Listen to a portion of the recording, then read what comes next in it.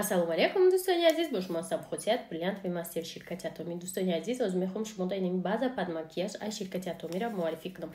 Ин база под макияж чӣ дорад дар дохилаш? Аввалин дараҷа базаҳай, баъдаш макияж шумо баъди ин намереза, рӯзи дароз хушрум места, таҳти рӯтон ялтарос мезана ранги ҳамун карялкаҳо. ва нафтан амоно ки SPF дорад дар дунш. бисёро меган SPF чӣ дар кора зимистон чи офтоб ва нурош зимистону тобистон таъсираш дар рӯи одам мераса. барои ҳамин ҳатман ай кремои даст дар зимистонам дар тобистонам истифода баред. ба кремои рӯам ҳамчин ана барои ми ҳам SPF дора, ҳам лифтинг эффект дора.